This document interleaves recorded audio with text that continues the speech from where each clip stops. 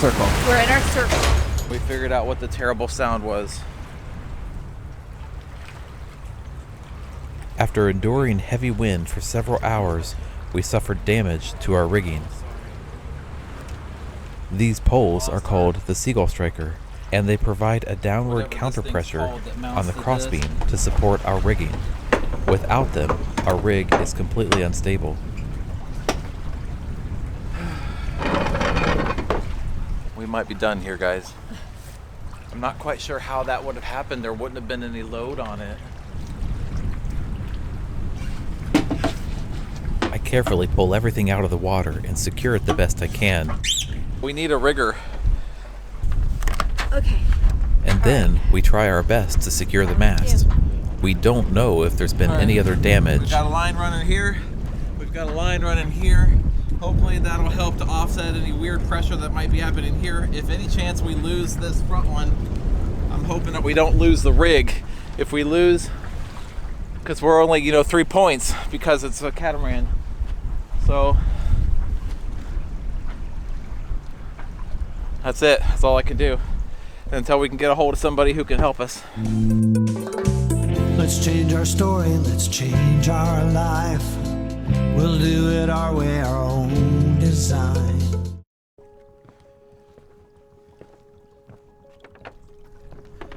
All right, guys, very, very different circumstances here today. Weather is calm, tide is turning. We have to get ourselves under this bridge back here, and there is no tide board, and we have a compromised rig. This line here, cleated.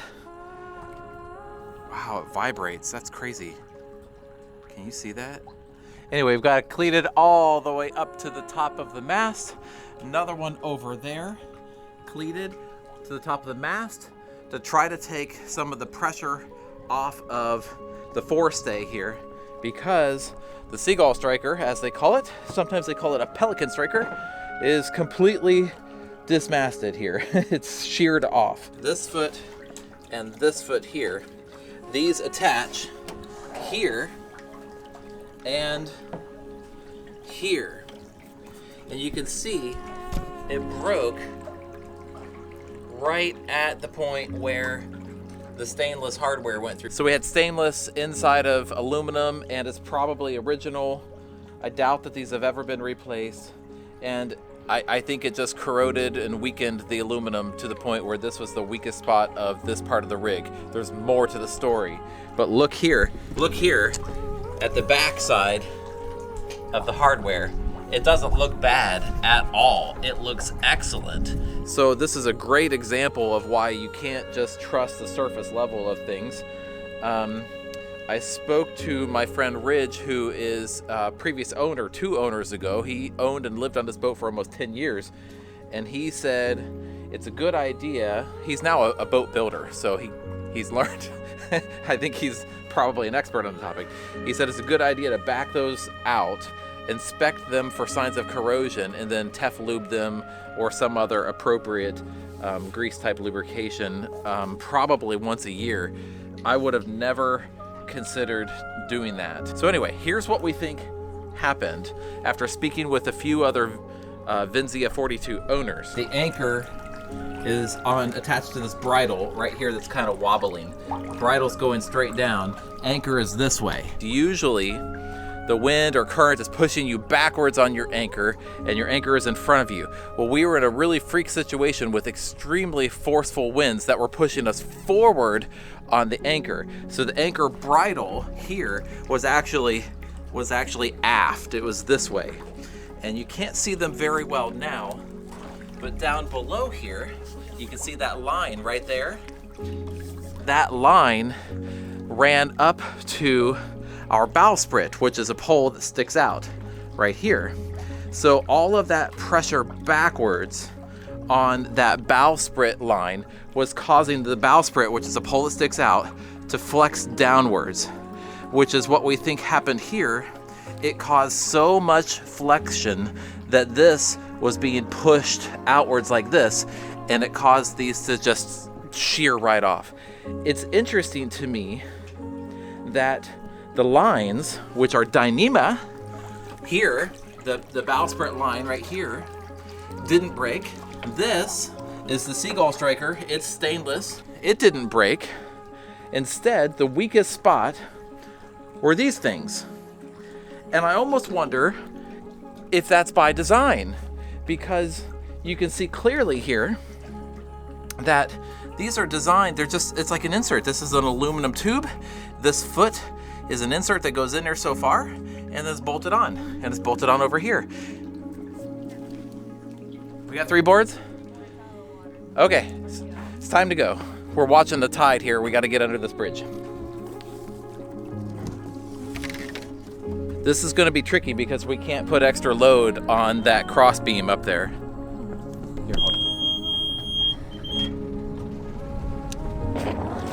So Becky and I are going to have to be on our A game to get this anchor up without putting stress to this beam going across.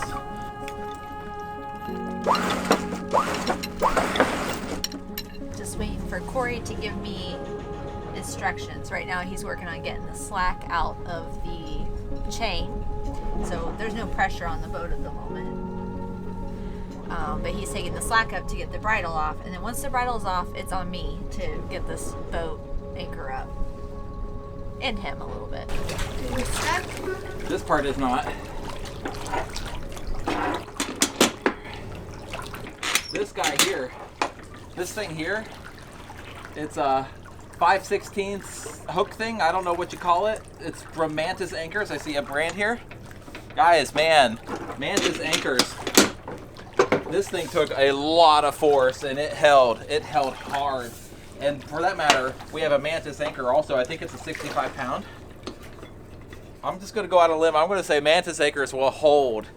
Your rig will break before the Mantis anchor is gonna give out. I don't know if that's good or bad, but the Mantis anchor, freaking strong stuff.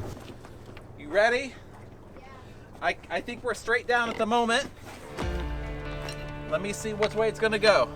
We wrote to Mantis Marine and shared our story.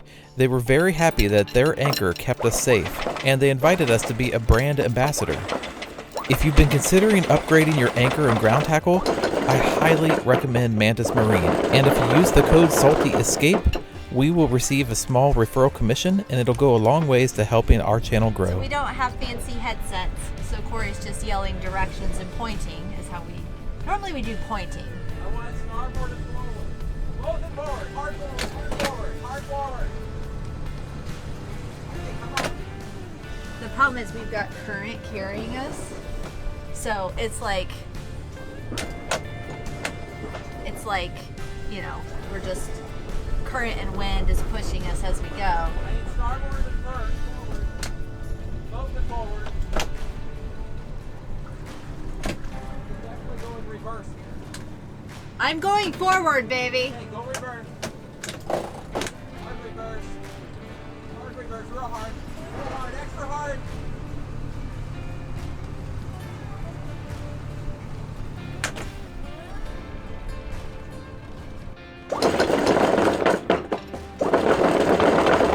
So there's like 2, 3, 4 knots of current here. We also have about... Oh my gosh, Corey, you gotta...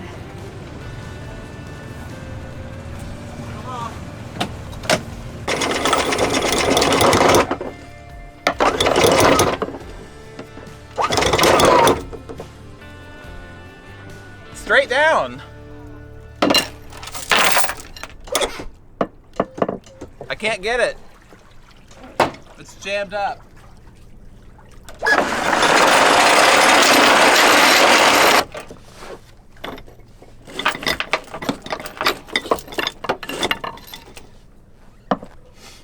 It's straight down still. Lost a lot of chain.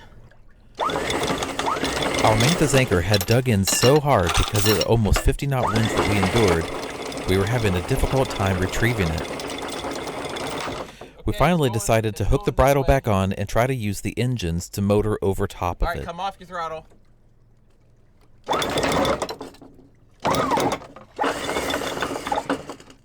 I think we're gonna have to bridle it.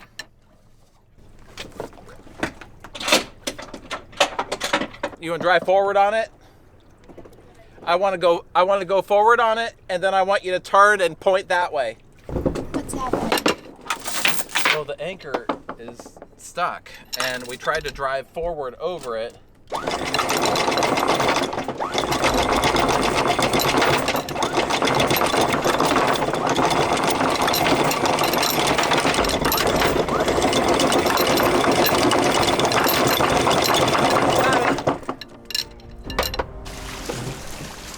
We'll deal with mud a different time.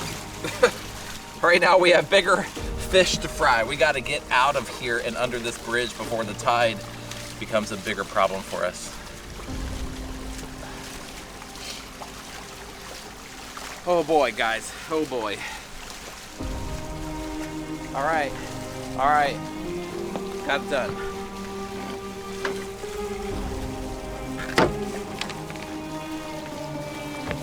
Good job. The anchor was crazy. We got it up. Good job, Corey. Pretty good Okay. directions. I'm fighting like a 3-knot current right now, so it kept wanting to push us this way. So even when Corey was saying reverse, I'm not doing much reversing because I can see us moving back. I'm just trying to direct us a little bit as There's we a couple go. of springs on our rig there, but I mean, we've done all we can. That's what it is at this point. But yeah, Mantis, you should make your slogan, "Our anchors hold, even if the rest of your boat won't." I don't blame Mantis Anchors. I'm happy they held. I would hate to drag. I mean, that would have been worse. I'm very pleased with our anchor. We have been through some really high winds on this trip and not very many protected anchorages. And unfortunately, this wind event was not expected. We didn't really have anything. It was I think just a freak thunderstorm that brought high winds with it, because nothing was saying that it was going to get like that. Like I said, it was well over 50 miles an hour if you're looking at that, like 44, 48 knots I think we had at one point.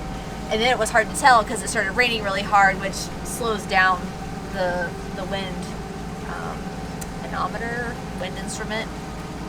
So anyways, yeah, we think we had 50 plus. I think we had 50 plus knot gusts because the wind actually seemed worse at that point, but the actual thing was reading like 30 something knots. But we were like, just the whole boat was shaking. It was wild. So yeah, this is a thing. This happens. This is sailing. So here we go. We got to go get this fixed now, and we got to get under this bridge. So I'll have Corey go get binoculars and look at the boards. Again, as we approach, we should be good because that took a little bit longer than what I expected it to take because the anchor was so stuck. But we're actually leaving on the time that I intended to pull out. But what I've been doing is I can see the bridge boards, and there's no height markers on this bridge. But everything we read said you need 3 boards out of the water. And the 3rd board was basically out of the water when we started hauling anchor. That took us about 10 minutes. So I think we are going to have plenty of water, but I'm going to have Corey get the binoculars and check it out. So just to make this point extra clear, we're about to go under a bridge where we have a significant risk of the antenna at least tapping the bridge girders, and we have a compromised rig that we've done our best to support with halyards and other things. And we can't really wait for lower tide because we really have to get into this next marina. Just past this bridge is very shallow water. On the other side of the sound, it gets very shallow, so we can't go through at absolute low tide. It's not going to be, well, supposedly not a good idea, especially because we have the negative tide today. So we've had a negative tide every day, though. So Do you need to be more centered? am I not? You're, I can't. you're, I'm getting pushed. You're to starboard. It looks tall, doesn't it? It looks tall enough. Anomaly, this is Morningstar Catamaran, switch over channel. Yeah, I'm gonna have to pick it up. It's getting swirly. I'm sorry. I'm gonna do the best I can to keep it as slow as possible. I cannot slow further than this. I do not want to put it in reverse right now. This is the scariest part. The next bridge would... Maybe you should point somewhat port because it looks like the current is going to starboard. I may have to pick up the engines here in a minute. Oh, 4th board's out of the water. I can see the 4th on that Alright, side. I'm going out front. Yeah. Yeah, I'm gonna have to pick up. We are going fast. I know.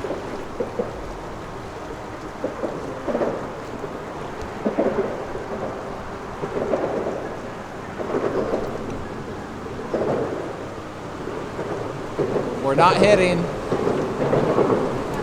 Go, go, go. Throttle it up. All right, we're clear. Good job, baby. Good job. All right. That felt like we were going sideways. We were going sideways. I'm getting throttled up because we got to get to this next We're place. kind of swirling around here a I bit. know. Is that what you want? I can't help it. It's the current You carrying can me. throttle it up. All right, I gotta go have diarrhea now. I don't like when they don't have a height board and people are reporting that it's too short at certain tides, and no one ever puts in the actual tide number when you go under. So it's like if it's a +6 and you got 65 feet, okay, I can look at things and know that. But people will just be like 2 hours after high tide. Well, what was the high tide that day? Yeah. Because the tides are different. We've had a 9-foot tide, and today I think it was 7.5, 8.5. So It's really nice. Active Captain is really, really nice, where people will feed in and give real information. But we're noobs. We are total beginners. And when we are finding like questionable information that's being posted, it's kind of frustrating because we expect the people that are posting this information probably have more experience than we have, because we have a week and a half. That's how much experience we have. that's not. Okay, it feels like that's it. We've had a good initiation though. We've had a lot of things happen, so it is what it is. So yes, I got to get across this sound. We picked today because it's going to be very calm. Supposed to be. Fingers crossed. Tomorrow we are getting a horrible weather system, supposedly. So we're trying to get to this marina to tie up because we don't want to risk putting more stress on our rig, riding out another known ridiculous 30-40 knot wind event. So that's all day tomorrow, and then Thursday we have to keep an eye. Guys, we made it. We are in Jekyll Island Marina. Jekyll Harbor Marina. Sorry. Look, our lines are real loose. We had to tuck in here because I think we've mentioned it already, but there is a wicked storm and you can already hear it howling. I have a feeling that we are going to be in for a very kind of like unnerving experience with the storm, because there's no wind right now to speak of, maybe 10 knots, and you can hear it howling through this bridge and other things. Anyway, we're like bordering on incapacitated. Now I will say the mast and the rig has held really strong. I don't know if we're in that much danger or if it's just perceived danger, but with the extra lines, we hit some wakes and I watched the mast and there was no movement. It seemed very solid, so that's really good. Feels good. Feels good to be here and be safe for a bit, and then we're gonna have to head out and make our way to St. Mary's boatyard. We spoke to John, the rigger there, and super nice guy. He was texting me last night around 7 o'clock in the evening, and sounds very optimistic. The pictures and my description of the damage, I think hopefully it's going to be repairable. Perfect situation, because he said, I don't climb masts anymore, but I've got a cherry picker. So he's going to take the bucket truck all the way up, and he'll be able to get a nice, easy, calm assessment of our entire rig, which is perfect, because I don't think it'd be safe to have someone climb it right now. I don't know. Maybe it is. I don't know, but I'm worried that it's not.